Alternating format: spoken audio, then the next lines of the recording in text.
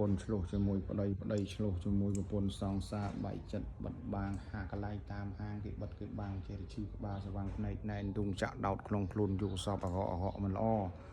កូនចៅនៅទីចិត្តទីឆ្ងាយជ័យបោះពួយមកស្ថិតនៅក្នុងភូមិនគរគង់គាត់ធំស្រុកព្រៃឈរខេត្តកំពង់ចាមយករូបថតមកមានពីរចលឹកមានឈ្មោះមានថ្ងៃមានខែយកមកដាក់មុខអាសនៈលោកតាគង្គី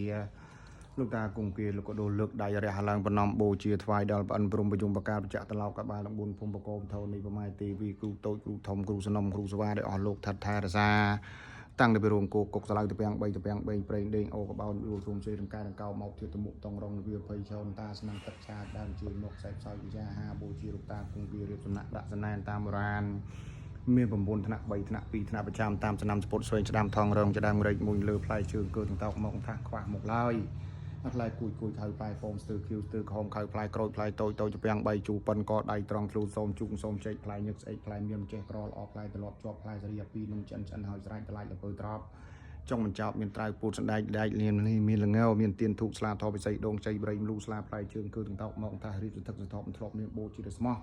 អស់វិចិត្រមានមន្ទិលសង្ស័យលើសម្ដេចគ្រូតូចសម្ដេចគ្រូធំព្រះអង្គយើងមកខ្សែផ្សោជួយប្រោះជួយព្រមនាំមកឧបមមហាមុនស្នេហ៍កពូពេជ្ររាជាអក្សរយៈភគវិកែវកងជុំប្រមោផ្ដុំមនុស្សនាប្រុសស្រីមហាលិនថោង